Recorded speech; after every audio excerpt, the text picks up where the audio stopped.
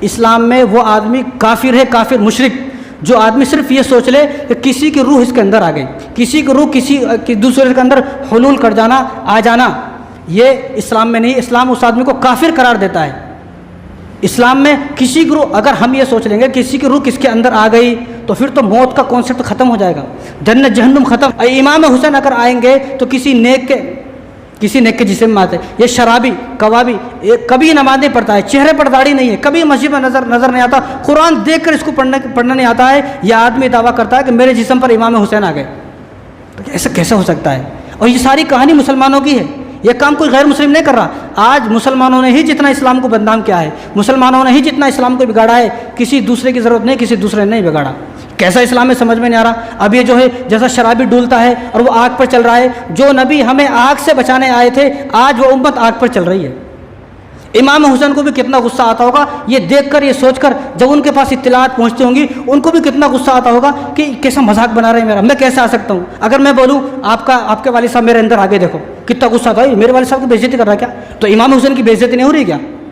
امام حسین کے بارے میں سوچا کہ امام حسین اس کے جسم میں آ گئے۔ یہ مشرکان عقیدہ ہے، یہ کوئی روح کسی کے اندر نہیں آتی ہے، نہ قیامت تک آئے گی، نہ آئی ہے کبھی۔ اور جتنے لوگ دعویٰ کرتے ہیں سارے جھوٹے ہیں، یہ قرآن کے خلاف بات ہے۔ قرآن میں اللہ نے فرما دیا کوئی روح کسی کا، ایک بار جو آدمی مر گیا بس وہ یا تو جنت میں ہے جہنم میں ہے، جنت میں سے آئے گا نہیں۔ جنت میں سے کون آئے گا؟ جنت میں سے کوئی نہیں آتا ہے بھائی۔ جنت کی جو نعمتیں ہیں وہ نعمتیں چھوڑ کر یہ سڑے ہوئے بریانی کھانے، سڑا ہوا شربت پینے کوئی نہیں آئے گا۔ اور جو ایک بار جہنم میں چلا گیا، لا یعصون اللہ ما امرهم ویفعلون ما یؤمرون، جہنم کے فرشتے اس کو چھوڑیں گے ہی نہیں۔ تو یہ سوچنا کہ اس کے جسم کے اندر امام حسین آ گئے، یہ مشرکان عقیدہ ہے، کوئی نہ تھا۔ کبھی غوث پاک سے آپ واقف ہے، کبھی پوری زندگی میں غوث پاک نے دعویٰ کیا کہ میرے اوپر امام حسین آ گئے؟ خواجہ غریب نواز نے کبھی دعویٰ کیا؟ کبھی کسی شیخ الحدیث نے دعویٰ کیا؟ کبھی کسی عالم نے، مفتی صاحب نے دعویٰ کیا یہ کہ میرے اوپر امام حسین آ گئے؟ امام حسین اگر آ رہے ہیں اس جاہل کے اوپر آ رہے ہیں جو کبھی فجر کی نماز پڑھتا نہیں ہے، جس کے چہرے پر داڑھی نہیں ہے، شرابی ہے، چرس اور گانجا مار لے کے ڈول رہا ہے، اور لوگ یہ بول رہے ہیں کہ اس کے اوپر امام حسین آ گئے۔ یہ کیسے ہو سکتا ہے؟ یہ بالکل مشرکان عقیدہ ہے، اسلام سے خارج ہو گیا جو آدمی۔ میں تو اس سے بھی آگے کہتا ہوں، اگر امام حسین آتے تو سیدوں پر آتے جو ان کے خاندان کے لوگ ہیں۔ سیدوں کو چھوڑ کر تیرے اوپر کہیں کو آ رہے بھائی؟ نیک آدمی کو نیک آدمی سے محبت ہوتی ہے، تو تمہاری نظروں میں امام حسین نیک نہیں ہے کیا؟ تو بدکار ہے، زنا خور ہے، سود خور ہے، دنیا بھر کا حرام خور، تیرے اوپر امام حسین کیسے آ جائیں گے؟ اسلام کا مذاق بنا کر رکھ دیا۔ جب ہم ایسی ویڈیو کو دیکھتے ہیں اور لوگ یہ مسلمان ہیں دعوے کرنے والے، تو ہمیں سمجھ میں نہیں آتا آخر ہم ان کو کیسا سمجھائیں، آخر کیسے؟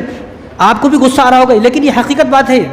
اور جامعہ نظامیہ چلے جاؤ، فتوے لا لو، جامعہ نظامیہ حیدرآباد میں ہے۔ جب ان کو معلوم ہوا کہ لوگ علم اٹھا رہے، پنجے اٹھا رہے، تعزیہ اٹھا رہے، اس لیے میں تو کہتا ہوں کہ تعزیہ رکھنے اگر جائز ہوتے تو سب سے پہلے ہم لوگ یہاں محراب میں مسجد میں رکھتے۔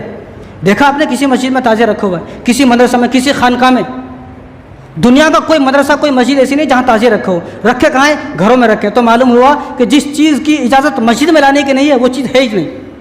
جب جامعہ نظامیہ والوں کو معلوم ہوا تو جامعہ نظامیہ والوں نے ایک فتویٰ لکھا، اتنا بڑا فتویٰ، اور وہ فتویٰ کہاں لگایا؟ مکہ مسجد کے سامنے لگا ہوا ہے، جا کے دیکھ لیں آپ۔ مکہ مسجد کے سامنے لگا ہوا ہے، آپ جا کے دیکھ لیں۔ چار مینار کے پاس جو مکہ مسجد ہے، ایک بڑا فتویٰ انہوں نے لکھ کے لگایا ہوا ہے، تعزیے اٹھانا، علم اٹھانا، سواری آنا، حاضری آنا، یہ ساری چیز ناجائز حرام ہے، اسلام میں ان چیزوں کو اجازت ہی نہیں ہے۔ یہ انہوں نے لکھا ہوا ہے جامعہ نظامیہ، جا کے دیکھ لیں آپ، یہ کوئی ایسی عجیب سی بات نہیں ہے۔